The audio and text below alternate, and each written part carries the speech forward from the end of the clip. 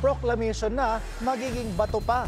Matapos kasing payagan ng COMELEC ang proklamasyon ni Marcy Teodoro bilang Marikina representative, ang kalaban niyang si outgoing Senator Coco Pimentel magpapasaklodo raw sa Korte Suprema.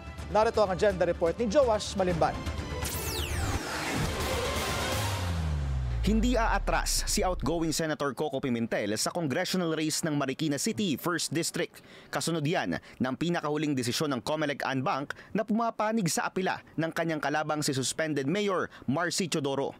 Aniya, iaakyat niya ang reklamo sa Korte Suprema, lalo na't naniniwala siyang may nilabag ang COMELEC sa naging desisyon nito.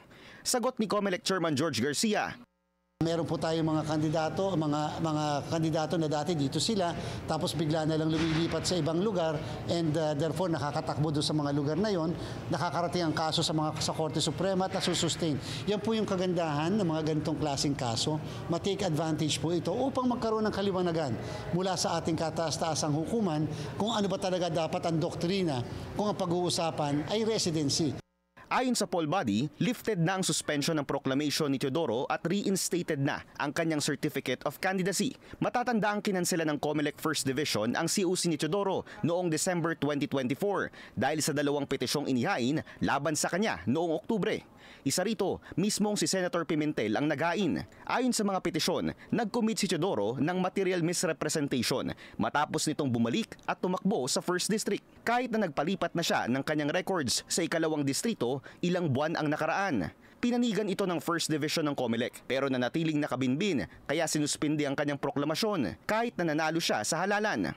Pero sa hatol ng en banc kahapon, hindi raw sapat ang ebidensya ng mga petitioner. Ang kanilang pinagbasehan, domicile of origin. Ibig sabihin, kahit na lumipat ng distrito si Teodoro, hindi nito makokonsiderang inabandona niya ang kanyang original domicile sa 1st District nang bumalik siya rito. Bukod pa riyan, nilinaw ng poll body sa kanilang desisyon na ginawa ang provision sa residency para mapigilan ang pagtakbo ng mga newcomer o stranger sa isang lokalidad.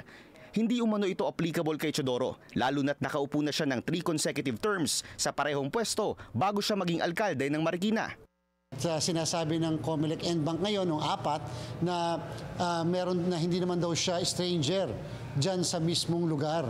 And therefore, alam niya ang kultura, alam niya at kilala niya yung mga tao, kilala niya yung mga pag-uugali at mga problema ng mismong distrito. Kaya hindi makukonsider na wala siyang residency or complete stranger doon sa mismong distrito.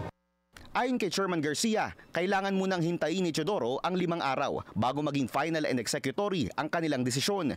Pero oras na iakyat ito ni Pimentel sa Korte Suprema at sakaling mag-issue ang SC ng isang TRO, mananatiling bakante ang 1st District Congressional Seat ng Marikina hanggang magkaroon ng pinal na desisyon patungkol dito. Para sa agenda, Joash Malimban, Billionaire News Channel.